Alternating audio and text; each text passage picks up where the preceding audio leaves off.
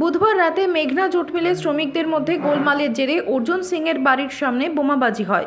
বোমার আওয়াজ শুনে অর্জুন বেরিয়ে এলে তাকে লক্ষ্য করে গুলি চালানো হয় বলে অভিযোগ, কিন্তু গুলি লাগে সাজ্জাদ নামে স্থানীয় তৃণমূল কাউন্সিলরের অনুগামীর। গুলিবিদ্ধ সাজ্জাদের দাবি তাকে লক্ষ্য করে গুলি চালিয়েছেন অর্জুন সিং নিজে।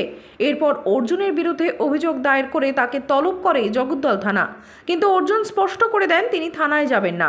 গোটা দিন অপেক্ষা করার পর বিকেলে অর্জুনের বাড়িতে পৌঁছন ব্যারাকপুর পুলিশ কমিশনারেটের আধিকারিকরা। এরপর জল্পনা ছড়ায় যে গ্রেফতার করা হতে পারে অর্জুনকে, কিন্তু প্রায় 1 ঘন্টা পর বেরিয়ে আসেন পুলিশ আধিকারিকরা। জানান তদন্তে সহযোগিতার আশ্বাস দিয়েছেন অর্জুন। পুলিশ সূত্র মারফত খবর, বুধবার রাতে মেঘনা মিলের সামনে 7 রাউন্ড গুলি চলেছে। 2টি গুলির খোল উদ্ধার করা হয়েছে। এদিন এসিপি অভিষেক বালিয়া জানান, আপনি তো আছেন, ইনস্ট্রাকশন তো আপনারা দিয়েছেন, কি বিষয় নিয়ে জিজ্ঞাসাবাদ? তদন্ত হচ্ছে, তদন্তের বিষয়ে জিজ্ঞাসাবাদ। গতকালের ঘটনা নিয়ে কি জিজ্ঞাসাবাদ? কাকাকে জিজ্ঞাসা হচ্ছে? তদন্তের বিষয় যেটা যে একটা কেস হয়েছে, তদন্ত চলছে। কোন কেস? কোনটা? কোন কেস? একটা আমাদের বোধহয় জগদ্দল কেস নাম্বার 5 গতকালের।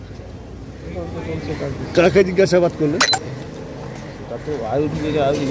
আপনি তো দাঁড়িয়ে আছেন এখানে। আমি তো এখানে ছিলাম, এখানে ঘুরতে ঘুরতে আমি এখানে ঘুরছি, আমি এর মধ্যে এই জায়গায়। আরে দাদা, আপনি বাড়ির সামনে দাঁড়িয়ে আছেন, সঙ্গে সাথে কাকে জিজ্ঞাসা করছেন আপনি জানতে পারবেন না? আমি যেখানে ছিলাম, বলুন, আমি এতক্ষণ ধরে বইখানে ছিলাম, আমি এখানে যাওয়ার সময় এখানে কাটলাম। আপনি এখানকার এসিপি দাদা, কাকে জিজ্ঞাসা করতে জানতে পারবেন না? এত পুলিশ মোতায়েন করা হয়েছে একটা জায়গায়, আপনি জানতে একাধিক লোককেও জিজ্ঞেস করতে পারেন। হ্যাঁ, একাধিক লোককেও জিজ্ঞেস করতে পারে। আমি সত্যি এই মুহূর্তে না জেনে এভাবে কমেন্ট করাটা ঠিক হবে না, কারণ এটা একটা সেন্সিটিভ তদন্ত চলছে। একটা না জেনে যে সিসিটিভি আপনারা প্রকাশ করেছেন তার মধ্যে অনেকটা ফাঁক রয়েছে, মানে কাটা রয়েছে। কেন কাটা অংশটা কি আছে? হ্যাঁ বলো।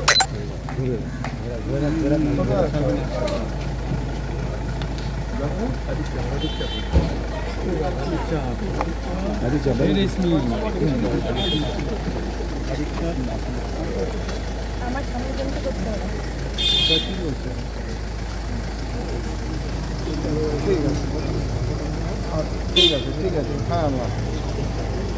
যে সিসিটিভি আপনারা রিপোর্টারদের প্রকাশ করেছেন তাতে অনেকটা কাটা আছে, কেন? মানে কি পুরো ভিডিওস में कट है, पूरा फुटेज नहीं है सर।